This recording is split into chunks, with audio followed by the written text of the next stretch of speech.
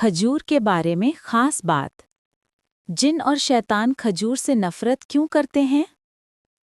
रसूल अकरम सल्लल्लाहु अलैहि वसल्लम ने वसीयत फरमाई है कि रोज़ाना खजूर खाया करो, ख़ास तौर पर सुबह के वक्त 3, 5 या 7 दाने। आप सल्लल्लाहु अलैहि वसल्लम ने ये भी फरमाया कि खजूर को ताक अदद यानी 1, 3, 5, 7 इत्यादि में खाओ, जुफ्त अदद में नहीं। ये क्यों? तहकीकात से पता चला है कि जब इंसान खजूर खाता है तो उसके जिस्म में एक नीली गैर मरई तवानाई पैदा होती है जो पूरे जिस्म को घेर लेती है, और इस तवानाई की वजह से जिन, शैतान, जादू और नज़र बद से हिफाजत होती है। लेकिन ये असर सिर्फ तब होता है जब खजूर को ताक अदद यानी 3 या 5 या 7 दाने खाए जाएं।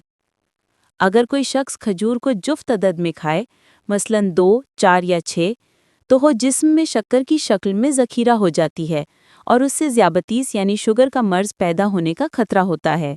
दुनिया के साइंसदान हैरान है कि नबी करीम सल्लल्लाहु अलैहि वसल्लम ने सदियों पहले जिन और शैतान के असर से बचने का ये कुदरती इलाज बताया।